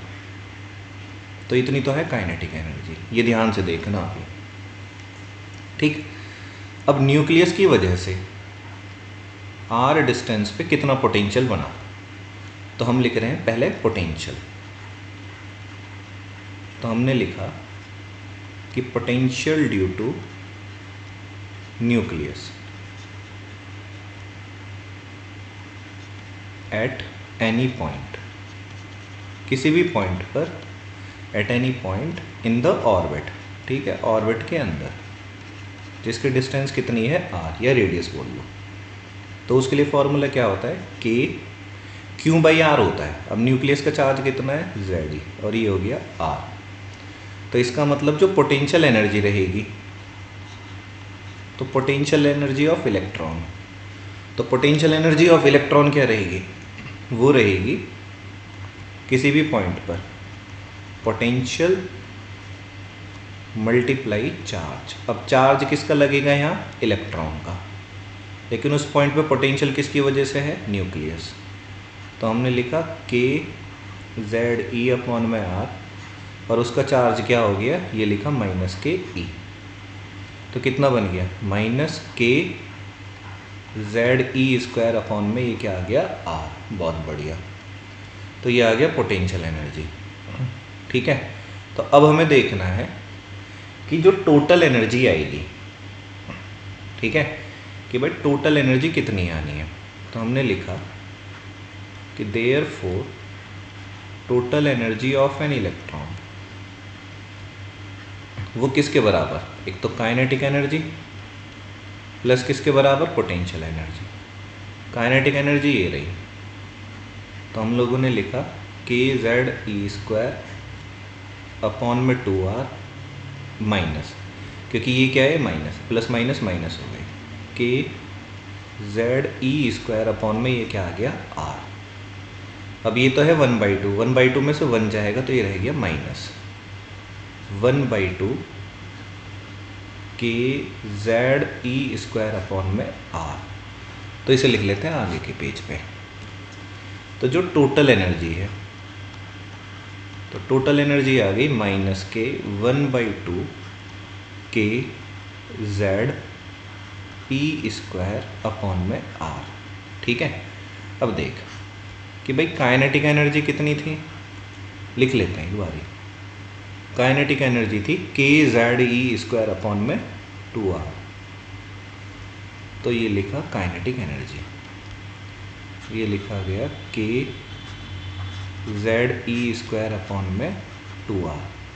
ठीक, पोटेंशियल एनर्जी कितनी थी, पोटेंशियल एनर्जी थी हम लोगों के पास माइनस के जेड ई स्क्वायर अपॉन में आर। तो अब देख फॉर्मूला कैसे, और इस पर क्वेश्चन आता ही आता है एक एक नंबर के। यहाँ वाले सेक्शन में देखो, ये लिखा हमने total energy is equal to minus ये रहा के जेड ई स्क्वायर और आर, ये बैठे सारे के सारे। तो जो टोटल, जो भी हमारे पास टोटल एनर्जी है वो किसके बराबर हो गई, वो पोटेंशियल एनर्जी के बराबर हो गई। देख कैसे, ये लिख दिया पोटेंशियल एनर्जी, और ये नीचे क्या लिख दिया, ये लिख दिया 2 हम लोगों ने। तो जो पोटेंशियल एनर्जी आ गई वो किसके बराबर आ गई, वो आ गई ट्वाइस ऑफ टोटल एनर्जी के बराबर। तो एक तो सेक्शन हो गया ये वाला। ठीक, अब इसे देखते हैं काइनेटिक एनर्जी की फॉर्म्स में। अब यहाँ से आ जाओ, तो नेगेटिव ही तो है, सिर्फ नेगेटिव को अलग हटाओ। ये सारा सेक्शन देखो, क्या ये सारा सेक्शन यही है, तो हमने ये लिख दिया कि and total energy is equal to negative of kinetic energy, या kinetic energy is equal to negative of total energy. तो ये दो फॉर्मूले हमें अच्छे से याद रखने हैं। ठीक है, तो इन पे हमारे क्वेश्चन आते ही आते हैं। ठीक, ये तो लिख लेना तुम लोग किस में, नोट में। अब आगे की कहानी शुरू करते हैं। हम लोगों को पता है कि जो टोटल एनर्जी है that is minus 1/2 K Z E square upon 2 R. इसमें जो ये नेगेटिव साइन है ये इंडिकेट करता है that is electron is bound, electron is bound to the nucleus. वो न्यूक्लियस से क्या है, bound, and not free to leave it, not free to leave it, और उसको वो छोड़ेगा नहीं, ये ध्यान रखना। इसका मतलब क्या है कि इसके पास अपनी खुद की एनर्जी नहीं है अभी फ़िलहाल के लिए। ठीक, अब आगे चलते हैं। अभी देखना और कि जब हम इस टोटल एनर्जी के फॉर्मूले में, जो कि हमारे पास क्या है minus 1/2 K Z E square upon R, इसमें जब हम आर की जगह जो वैल्यू पीछे आ रही थी N square H square 4 square M K Z E square को रखेंगे। ठीक है, किसकी जगह रखेंगे, आर की जगह। तो उस टाइम पर जो हमें वैल्यू मिल के आएगी वो देखना, के जेड ई स्क्वायर 4 इसको ऊपर लिख दिया है क्योंकि आर के नीचे ये लिखेंगे ना, देखो 2 ये लिखा आर की जगह एन स्क्वायर एच स्क्वायर, नीचे वाला सेक्शन चला जाएगा ऊपर। तो 4 square M K Z E square हो गया। तो टोटल एनर्जी की जो वैल्यू आएगी, ये तो हो गया जेड और ये क्या हो गया जेड, तो ये दोनों तो बन गए जेड स्क्वायर, नेगेटिव साइन, नीचे हो गया एन स्क्वायर। जब सबकी वैल्यू उसको यहाँ पे पुट कर देंगे तो हमारे पास जो वैल्यू आएगी वो आएगी 21.76 इंटू 10⁻⁻⁻19। सॉल्व करने के बाद ये आएगा जूल में। इसे अब चेंज करना है किस में, इलेक्ट्रॉन वोल्ट में। तो इलेक्ट्रॉन वोल्ट में चेंज करने के लिए जो भी हमारे पास वैल्यू है Z square N square 21.76 into 10⁻⁻19, इसे डिवाइड कर दिया किस में 1.6 इंटू 10⁻⁻19 से, तो ये चला गया इलेक्ट्रॉन वोल्ट में। और इसे सॉल्व करने के बाद वैल्यू आएगी minus K 13.6 Z square N square electron volt. ये एक इम्पॉर्टेंट फार्मूला है जो कि सभी बच्चों को याद होना चाहिए। 13.6 Z square N square electron volt. ये हमारे पास सेक्शन है। अगर अब हमें हाइड्रोजन के लिए लिखना है तो सिंपल सा है, क्योंकि 4 hydrogen Z is equal to क्या हो जाएगा 1, तो देयरफॉर जो टोटल एनर्जी हो जाएगी वो हो जाएगी माइनस के 13.6 अपॉन में एन स्क्वायर, और ये आ गया इलेक्ट्रॉन वोल्ट। तो ये एक फाइनल फार्मूला आता है हम लोगों के पास। आगे की तरफ चलें, तो आगे की तरफ अगर हम चलें तो देखो जो भी हमारे पास फॉर्मूला आया था, यानी कि ये आया था हाइड्रोजन के लिए ना, माइनस 13.6 अपॉन में एन स्क्वायर इलेक्ट्रॉन वोल्ट। तो अगर मैं एन की जगह 1 पुट कर दूं तो जो टोटल एनर्जी पहली ऑर्बिट में आएगी वो आएगी माइनस के 13.6 इलेक्ट्रॉन वोल्ट। किसकी? इलेक्ट्रॉन के पास, जो कि खुद की नहीं है। वो किसकी वजह से? न्यूक्लियस की वजह से है। तो यहाँ पर जो कोई भी एक एटम है इस ऑर्बिट में, उसके पास क्या है? लोवेस्ट एनर्जी है। तो इस स्टेट को क्या बोला गया है? This state is known as ground state. ठीक है, और इस ग्राउंड स्टेट की एनर्जी कितनी है? Minus K 13.6। आगे बस समझ में। फिर हम लोगों ने एक टर्म पढ़ी होगी आयोनाइजेशन एनर्जी, कि भाई आयोनाइजेशन एनर्जी होती क्या है। आयोनाइजेशन एनर्जी का मतलब ये होता है कि ग्राउंड स्टेट से निकालने के लिए हाइड्रोजन है, हाइड्रोजन के फर्स्ट ऑर्बिट में जो इलेक्ट्रॉन है इसके पास जो एनर्जी है वो कितनी है? वो है माइनस के 13.6। तो अगर इस इलेक्ट्रॉन को यहाँ से निकालना है तो इसको पहले कितनी एनर्जी देनी पड़ेगी? पहले 13.6 इलेक्ट्रॉन वोल्ट तो देनी ही पड़ेगी, उसके बाद ही ये इसके इफ़ेक्ट से बाहर आ पाएगा। तो आयनाइजेशन एनर्जी क्या होती है? ये वो मिनिमम एनर्जी है। तो हमने लिखा minimum energy required to remove electron from ground state, electron from ground state of hydrogen atom. Hydrogen atom की ग्राउंड स्टेट से किसी भी इलेक्ट्रॉन को निकालने के लिए जो मिनिमम एनर्जी दी गई that is known as ionisation energy. ठीक है, तो इसको हमने आयनाइजेशन एनर्जी बोला है। बढ़िया, ठीक। तो ये हमारे 4 डेरिवेशन हो गए। अब 5वां डेरिवेशन देखो। 5वां जो डेरिवेशन है वो हमारा रिलेट करता है किससे? ऑरिजिन ऑफ स्पेक्ट्रल लाइन से। तो हमने लिखा ऑरिजिन ऑफ स्पेक्ट्रल लाइंस। अब देखिए इसका मतलब क्या है कि ये रहा न्यूक्लियस, ये रही एक ऑर्बिट, और ये रही दूसरी ऑर्बिट। तो अगर एक ऑर्बिट से सपोज कर यहाँ का एनर्जी लेवल क्या है? E2, यहाँ का एनर्जी लेवल क्या है? E1। तो यहाँ से ना इस ऑर्बिट से ये इलेक्ट्रॉन इसमें गिरा, तो इसे एनर्जी को क्या करना है? लूज़ करना है। और कितनी एनर्जी लूज़ करेगा? ये HF एनर्जी लूज़ करेगा। तो इसका मतलब क्या है कि E2 माइनस E1 में एक डिफरेंस आया है, यानी कि E2 तो बाहर वाली ऑर्बिट की एनर्जी है, ये अंदर वाली ऑर्बिट की एनर्जी है, और ये एनर्जी का डिफरेंस कितना आ रहा है? HF के बराबर आ रहा है। आगे बात समझ में।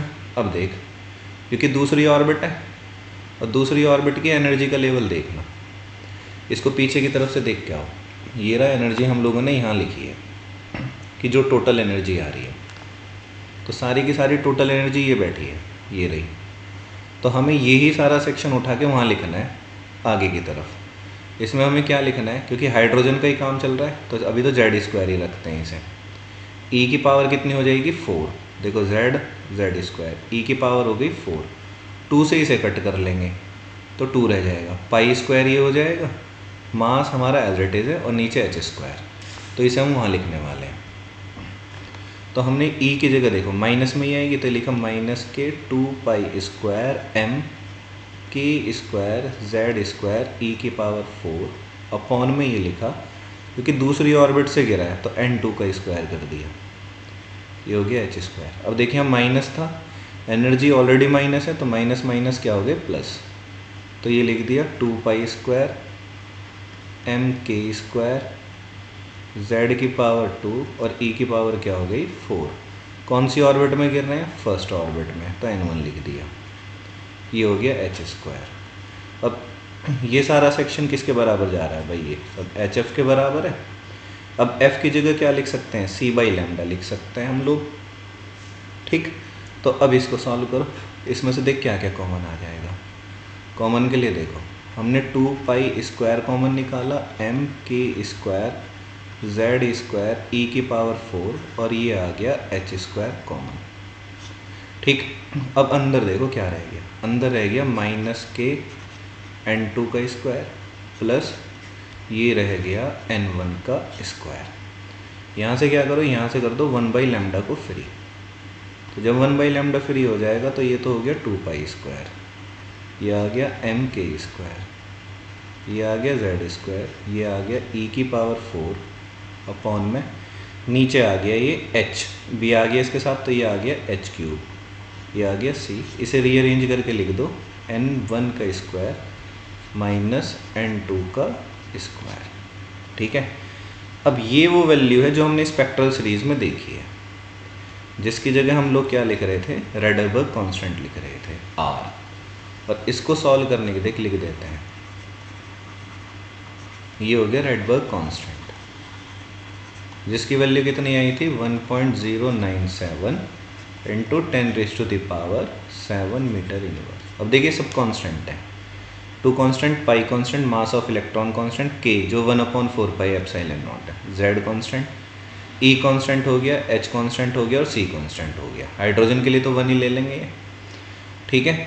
तो ये हमारे 5 डेरिवेशन हो गए इस वाले सेक्शन में से, और इन 5 में से कुछ ना कुछ भी आ सकता ही है, इनकी प्रोबेबिलिटी बहुत ही ज़्यादा है, ठीक। अब बोर ने क्या करा, नेक्स्ट जो चैप्टर शुरू होता है इसी में देख, बोर्स ने करा कुछ नहीं है, अब सिर्फ एक्सप्लेनेशन दी है एनर्जी की। अब एक्सप्लेनेशन भी कैसे कैसे दी है उसे भी सुनना है, कि हमने अगला टॉपिक लिखा that is Bohr's explanation of spectral series of hydrogen atom.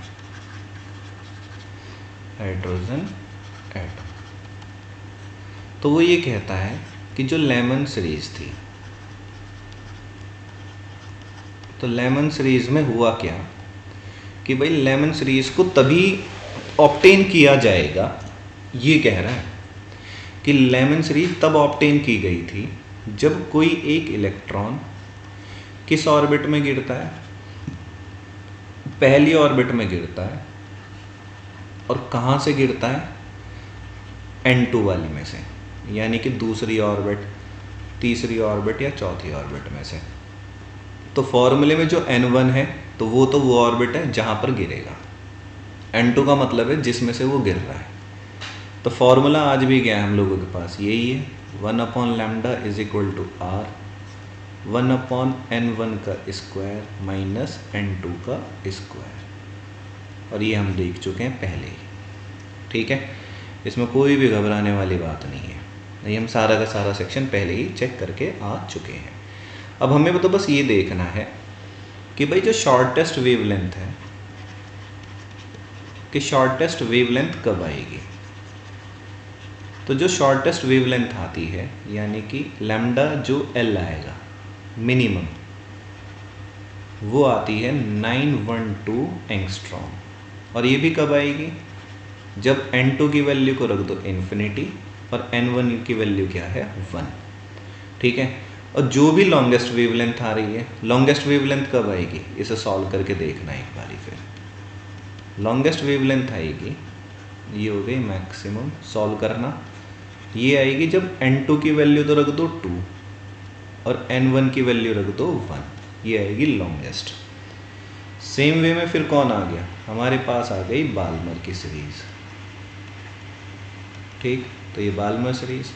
Balmer series के लिए क्या उसने बोला कि इलेक्ट्रॉन को पहली ऑर्बिट की जगह दूसरी ऑर्बिट में गिरना है, और कहाँ से गिरना है, यानी n2 की वैल्यू होनी चाहिए 3, 4 एंड सो ऑन। ठीक, अब यहाँ के लिए भी देख कि बाल्मर के लिए जो मैक्सिमम मिलेगी, मैक्सिमम कब मिलेगी, जब ऑर्बिट जिसमें गिरेगा तो वो तो 2 है, और किससे गिरे, जब वो तीसरी से गिरे। मिनिमम कब रहेगी, मिनिमम तो हमेशा इन्फिनिटी पे ही है, जब गिरने वाली ऑर्बिट 2 रहे, और कहाँ से गिरे, इन्फिनिटी से गिरे, ये इसने बोला था। ऐसे ही तीसरी वाली के लिए लिख लेना। तीसरी वाली कौन सी है, वो है पास्चन सीरीज। तो पास्चन सीरीज में भी क्या है, पास्चन सीरीज में इलेक्ट्रॉन को कहाँ से गिरना है, इलेक्ट्रॉन को गिरना है तीसरी से, ठीक है, और कहाँ से गिरना है, ये गिरना है n2 की वैल्यू हो 4, 5, 6 और ये 100। तो यहाँ के लिए जब पास्चन के लिए मैक्सिमम देखा जाए तो n की वैल्यू तो रहेगी ये, और n2 की वैल्यू जाएगी 4। वहीं अगर पास्चन के लिए मिनिमम देखा जाए कि मिनिमम तो n1 की वैल्यू तो 3 ही रहेगी क्योंकि 3 में ही गिरेगा, n2 की वैल्यू रखनी है इन्फिनिटी। वहीं फोर्थ हम लोगों के पास क्या है, फोर्थ है हम लोगों के पास ब्रैकेट सीरीज। तो ब्रैकेट सीरीज में क्या, फिर से एक बार बस रिवाइज ही हो रहा है, n1 की वैल्यू होनी चाहिए 4, और कहाँ से गिरना चाहिए उसे, 5th, 6th या 7th ऑर्बिट से गिरना चाहिए। तो ब्रैकेट के लिए जो मैक्सिमम जाएगा उसके लिए n1 की वैल्यू रखो 4 और n2 की वैल्यू रखो 5। ब्रैकेट के लिए जो मिनिमम जाएगी n1 की वैल्यू रखो 4 और n2 की वैल्यू रखो इन्फिनिटी। 5th। अब आ गया हम लोगों के पास क्या, Pfund series. Pfund series में इलेक्ट्रॉन को कहाँ गिरना है, 5वीं ऑर्बिट में गिरना है। कहाँ से गिरना है, 6 और 7 ऑर्बिट या सो ऑन। इसके लिए जो मिनिमम रहेगी हमारे पास, देख 5वीं में गिरना है और मिनिमम रहेगी इन्फिनिटी से। वहीं अगर इसके लिए मैक्सिमम देखा जाए तो मैक्सिमम यानी कि 5th में गिरना है, और कहाँ से गिरना है, 6 से गिरना है, ये इसके मिनिमम रहेगी। अब इसने जो डायग्राम बना के दिया था, डायग्राम उसने ये दिया कि ये तो रहा न्यूक्लियस, ये रही पहली ऑर्बिट, ठीक है, इस तरीके से उसने बनाया है। ये रही दूसरी ऑर्बिट, ये रही तीसरी ऑर्बिट, ये रही चौथी ऑर्बिट। इसके सर्कल सही से बना लेना तुम लोग। ये रही 5वीं ऑर्बिट और ये रही 6ठी ऑर्बिट। तो देखिए इस ऑर्बिट में कैसे कैसे गिराने थे उसको। ये तो है फर्स्ट ऑर्बिट, ये है सेकंड, ये है third, fourth, 5th, 6th। Diagram कैसे बनेगा कि पहली ऑर्बिट में अगर गिरेंगे तो ये तो गिर गई पहली ऑर्बिट। पहली ऑर्बिट है किसकी, पहली ऑर्बिट है लेमन की, तो यहाँ से ये ऐसे गिराएं, ठीक है, तो गिर गए पहली ऑर्बिट में। अब आते हैं दूसरी ऑर्बिट की तरफ, ये है दूसरी ऑर्बिट, तो दूसरी ऑर्बिट में गिराए ऐसे, ये इस तरह से गिर गए दूसरी ऑर्बिट में, ठीक है। फिर आते हैं तीसरी ऑर्बिट के लिए, तो ये है तीसरी ऑर्बिट, इसमें गिर गए अब, ठीक, ऐसे ये गिर रहे हैं तीसरी में। ये रही चौथी orbit, first, second, third, fourth, तो फोर्थ ऑर्बिट आ गई, और ये आ गई लास्ट वाली ऑर्बिट। पर इन पे ना नाम लिख देना, जैसे भाई ये फर्स्ट वाली ऑर्बिट है तो ये लेमन सीरीज हो गई, सेकंड वाली ऑर्बिट में जहाँ भी गिर रही ये होगी बाल्मर की सीरीज, ठीक, ये है लेमन वाली, ठीक है, बाल्मर हो गई। बाल्मर के बाद आ गई हम लोगों के पास क्या, पास्चन, जब थर्ड ऑर्बिट में गिरेंगे तो ये पास्चन सीरीज हो गई। फोर्थ वाली जो ऑर्बिट है, फोर्थ वाली है हमारे पास ब्रैकेट वाली, लास्ट हो गई पी फन सीरीज। तो ये हमारा सेक्शन हो गया इस तरीके से, ठीक। अब इसके बाद हमें जो देखना है that is energy level diagram, कि भाई हर एक ऑर्बिट के पास कितना एनर्जी लेवल है।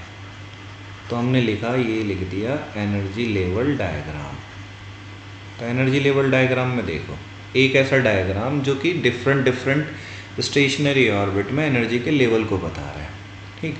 अब देख एनर्जी लेवल फाइंड करने के लिए टोटल एनर्जी निकालनी है, तो हम लोगों को पता है कि वी नो जो टोटल एनर्जी है, और हाइड्रोजन की बात कर रहे हैं तो कितनी है -13.6, ये हो गया n², ये आ गई इलेक्ट्रॉन वोल्ट।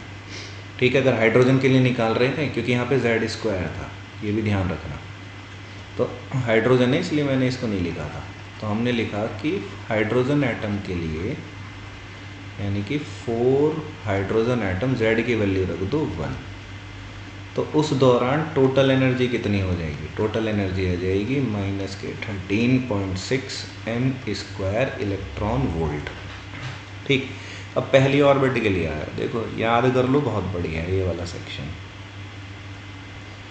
तो हमने लिखा कि फर्स्ट ऑर्बिट के लिए 4n = 1, टोटल एनर्जी हो जाएगी इस वाले सेक्शन में -13.6 इलेक्ट्रॉन वोल्ट।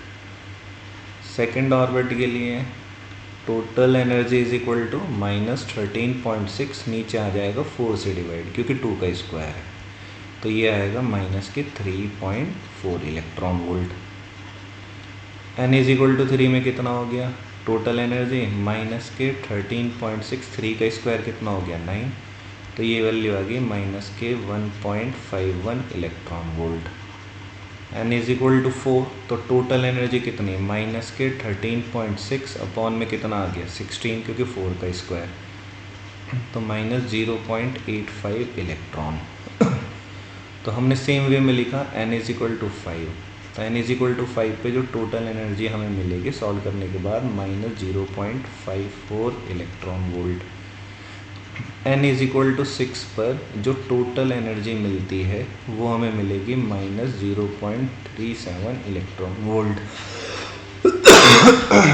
ठीक, वहीं अगर हम जाएं n = इन्फिनिटी पर, तो इन्फिनिटी का मतलब क्या है, इन्फिनिटी पर टोटल एनर्जी हो जाएगी 0। तो ध्यान से देखो कि यहाँ इलेक्ट्रॉन के पास लीस्ट एनर्जी है, यहाँ एनर्जी का लेवल इलेक्ट्रॉन को बढ़ गया है, यहाँ और बढ़ गया, यहाँ और बढ़ गया, यहाँ और बढ़ गया, यहाँ और बढ़ गया, और यहाँ तो मैक्सिमम उसका लेवल आ गया है, यानी खुद की एनर्जी आ गई है। ये ध्यान रखना, यहाँ तो वो किसके इफेक्ट में बैठा है, न्यूक्लियस के इफेक्ट में बैठा है ये ध्यान रखना है हमें। अब अगर हम इसका डायग्राम बनाएं तो देख डायग्राम कैसे बनता है, कुछ भी नहीं है इसके डायग्राम में। इसके लिए क्या करो, सबसे पहले एक स्ट्रेट लाइन तो इस तरह से ड्रॉ करो, ठीक है, एक y एक्सिस ये ड्रॉ कर लो। अब इस y एक्सिस पे देख, यहाँ पे y एक्सिस पे बनाना इस तरीके से, यहाँ पे तो कर लो 14.0 इलेक्ट्रॉन वोल्ट, ठीक है, नेगेटिव में ये हो गया 0 का लेवल। 0 के बाद इसकी तो वैल्यूज़ भी तो वैसे ही हैं, ठीक है, यहाँ रख लेते हैं 1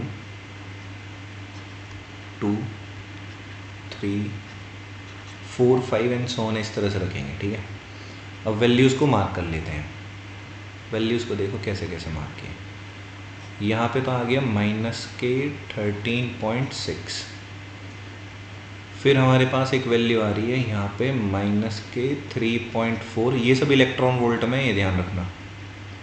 फिर एक वैल्यू आ रही थी हमारे पास -1.51, ठीक है। अब इसके बाद जो वैल्यू आई थी, फिर आई थी -0.85, फिर आई है -0.54, ठीक।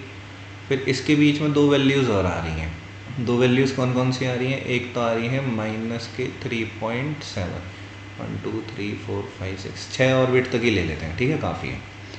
अब इसके लिए देखो कि हम लोगों ने क्या करा, क्योंकि जो -13.6 है ये पहली ऑर्बिट है, कौन सी ऑर्बिट है, पहली ऑर्बिट, और पहली ऑर्बिट पे काम किसने किया है, बाल्मर ने, दूसरी लेमन ने, ये हो गई बाल्मर सीरीज, तीसरी होगी पास्चन, फिर हो गई ब्रैकेट, फिर होगी पीफन वाली, ये हमारी पाँचों की पाँचों बन गई हैं, ठीक है।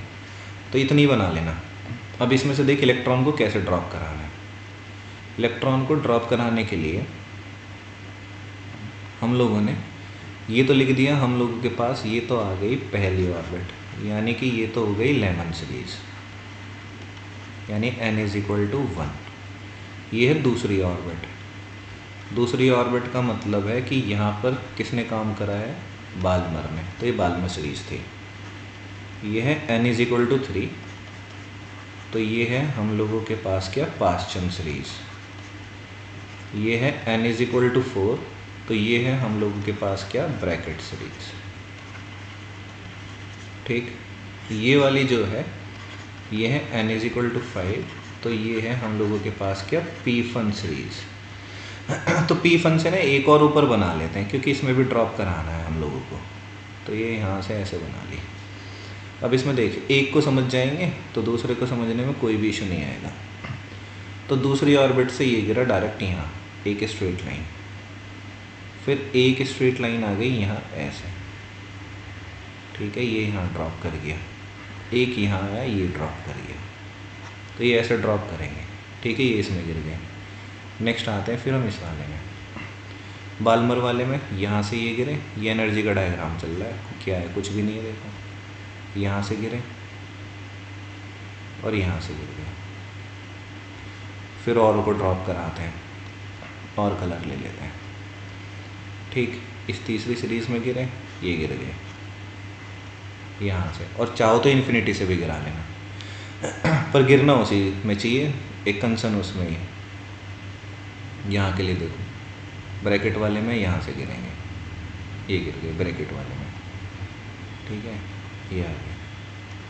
फिर लास्ट वाले में देखो, पी फन वाले में, पी फन वाली सीरीज़ ये आ गई, ये गिर गया और एक इन्फिनिटी से गिरा लो, ठीक है। तो ये हमारा क्या है, ये हमारा है एनर्जी लेवल डायग्राम, इसके अलावा था क्या, कुछ भी नहीं था, ठीक। अब इस चैप्टर का हमारे पास एक लास्ट टॉपिक बचता है, उस लास्ट टॉपिक का नाम है डी ब्रॉगली एक्सप्लेनेशन। तो हमने लिखा, ये लिखा de Broglie explanation of bourse second postulate, ठीक है। जो सेकंड पोस्टुलेट था क्वांटाइजेशन का, उसको ना डी ब्रॉगली कैसे एक्सप्लेन करता है, ठीक। अब भाई देख, सेकंड पोस्टुलेट के अकॉर्डिंग क्या था कि जो MVR है वो किसके बराबर, वो NH/2π के बराबर है, ये तो बोर ने कहा है।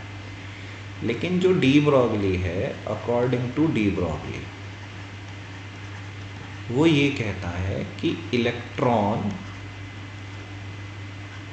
इन द सर्कुलर ऑर्बिट, उस सर्कुलर ऑर्बिट के अंदर, electron in the circular orbit must be seen as particle wave, उसको ना एक पार्टिकल वेव की तरह देखा जाए, must be seen as a particle wave की तरह उसे देखा जाए, ठीक है। तो वो फिर यहाँ से ये कहता है कि जो एक स्टेशनरी ऑर्बिट है, अ स्टेशनरी ऑर्बिट इज दैट, कि स्टेशनरी ऑर्बिट वो एक ऑर्बिट होती है विच कंटेन, जो कि कंटेन करे, which contain an integral multiple of, an integral multiple of de Broglie waves, जो कि डी ब्रॉगली वेव्स को क्या करे, वो कंटेन करे, associated with the revolving electron, with the revolving electron। ये कह रहा है कि इस ऑर्बिट के अंदर जब एक इलेक्ट्रॉन घूमेगा तो इसे ना एक पार्टिकल वेव की तरह देखा जाए। तो इस स्टेशनरी ऑर्बिट एक ऐसी ऑर्बिट रहेगी कि ये ना अपने अंदर इंटीग्रल मल्टीपल ऑफ वेव्स को एसोसिएट करके चलेगा, ठीक है, यानी n टाइम्स ऑफ वेव लेके जा रहा है। तो अब हमने देख इसको कैसे करा, इसके लिए जो इसका डेरिवेशन चलता है, डेरिवेशन ये है कि ये तो हो गया न्यूक्लियस, ये एक ऑर्बिट हो गई, कोई सी भी ऑर्बिट है रैंडम, तो हमने इसको लिख दिया Rn लिख दिया, इसमें ये इलेक्ट्रॉन रिवॉल्व कर रहा है। तो जब ये इलेक्ट्रॉन जाएगा तो ये कितनी डिस्टेंस को कवर करेगा, ये ऐसे डेरिवेशन शुरू है। तो हमने लिखा कि भाई जो total distance covered by electron is equal to क्या है, सरकमफ्रेंस, तो हमने लिख दिया कि सर्कमफ्रेंस ऑफ द ऑर्बिट, कि ऑर्बिट के सर्कमफ्रेंस के बराबर ही वो उतनी डिस्टेंस को कवर करेगा। अब सर्कमफ्रेंस कितना है, सर्कमफ्रेंस है 2πrn का। ठीक, अब वो कहता है कि जो भी स्टेशनरी ऑर्बिट है उसको integral multiple of de Broglie wave के बराबर देखा जाए। ठीक, तो स्टेशनरी ऑर्बिट का सर्कमफ्रेंस कितना, वो इतनी लंबी है 2πrn। तो इसका मतलब ये कहानी और ये कहानी क्या होंगी, दोनों बराबर हो जानी चाहिए। ठीक, तो हमने लिख दिया नाउ एन लैम्डा क्या है, डी ब्रॉगली वेव है, इंटीग्रल मल्टीपल है। ठीक है, तो स्टेशनरी ऑर्बिट इसके बराबर है जब एक इलेक्ट्रॉन रिवॉल्व करेगा, यानी कि इस रिवॉल्यूशन में जब इस ऑर्बिट में घूम रहा है तो ये लंबाई कितनी पाई गई, वो कहता है कि ये लंबाई जो है ये एन लैम्डा के बराबर है। और वैसे ये कितना सर्कमफ्रेंस है, ये 2πrn के बराबर है। तो हमने लिखा इसके अलावा कि अकॉर्डिंग टू डी ब्रॉगली, अब डी ब्रॉगली ने एक फॉर्मूला ये भी तो दिखाया है, lambda is equal to h/p। ठीक, और p की जगह हम लोग क्या लिख सकते हैं, मास इनटू वेलोसिटी उस ऑर्बिट के अंदर। ठीक, अब देखो सारा का सारा सेक्शन ही बदल गया। अब हुआ है क्या कि लैम्डा की जगह देख हम क्या लिख रहे हैं, यहाँ से देखना है इस वाले सेक्शन के लिए कि लैम्डा की जगह हम लोगों ने लिखा यहाँ से कि लैम्डा क्या है, लैम्डा है 2πrn नीचे है और ये हो गया नंबर ऑफ ऑर्बिट। तो इसको मान लो फर्स्ट इक्वेशन, इसे क्या मान लो सेकंड, दोनों को इक्वेट करो। तो दोनों को जब हम लोग इक्वेट करेंगे तो हमें देख क्या मिला, इक्वेट करने पर यहाँ लिख देते हैं इसे, इक्वेट करने पे हमें मिल रहा है h/mvn is equal to 2πrn upon में क्या आ गया, n आ गया ये।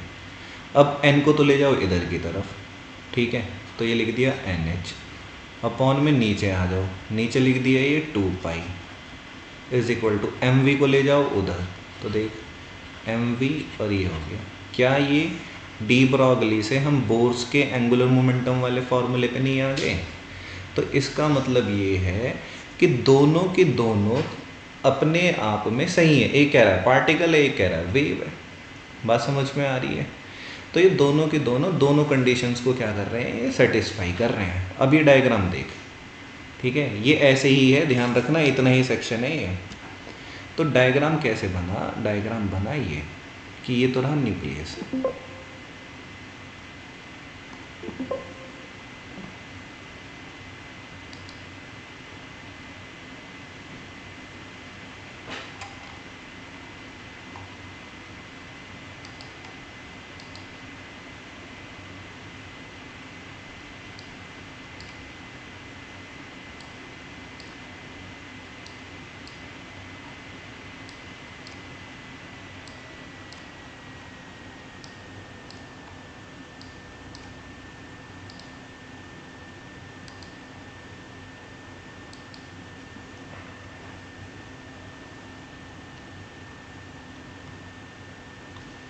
डायग्राम देखो, ये तो रहा न्यूक्लियस, इस न्यूक्लियस के अराउंड ये रही ऑर्बिट। अब इसमें वेव देख कैसे चली, ये चली वेव ऐसे, ये वेव खत्म हो गई, ठीक है। तो अब वो कैसे भी जा सकता था, तो वो इनकी बात करता है कि ये इंटीग्रल मल्टीपल इन वेव के बराबर होनी चाहिए एन लैम्डा के, ठीक। अब ये जो हमारे पास है, ये जो फिगर शो कर रहा है, ये एक स्टैंडिंग पार्टिकल को शो कर रहा है, standing particle wave on a circular orbit 4n is equal to 4। तो इसका मतलब कितना हो गया, ये हो गया 2πrn is equal to 4 lambda.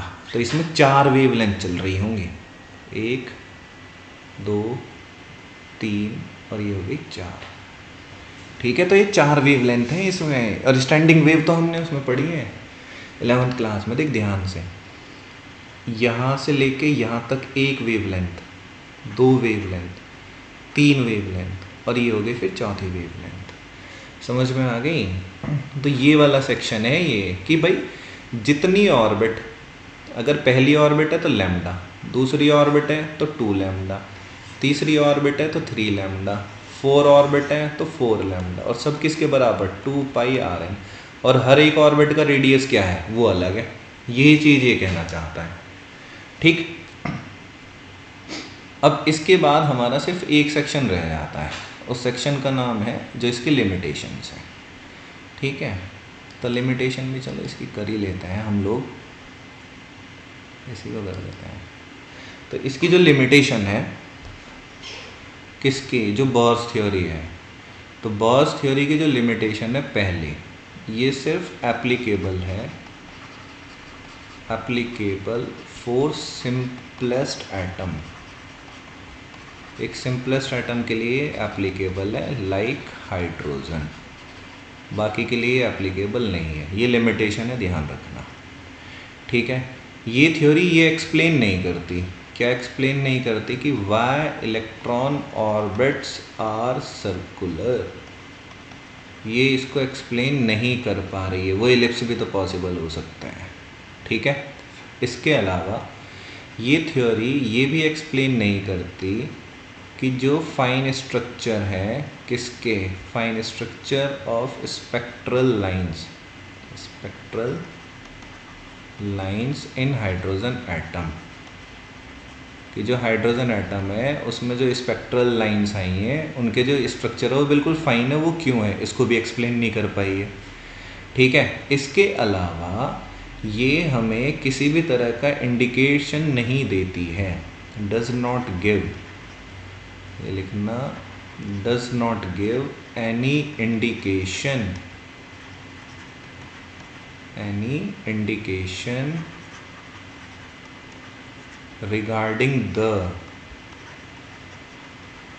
arrangement and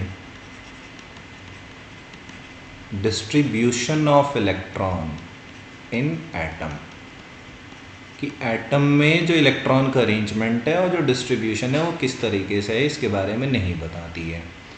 ठीक है, इसके अलावा ये थ्योरी ये भी एक्सप्लेन नहीं करती है कि जो स्पेक्ट्रल लाइंस की स्प्लिटिंग हुई है, splitting of spectral lines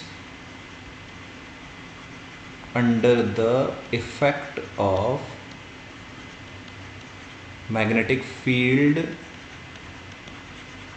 and electric field की वजह से जो स्पेक्ट्रल लाइंस अलग अलग हो गई हैं, उनके इस बारे में भी ये कुछ भी एक्सप्लेन नहीं करती हैं। तो ये इसकी क्या है, लिमिटेशंस हैं।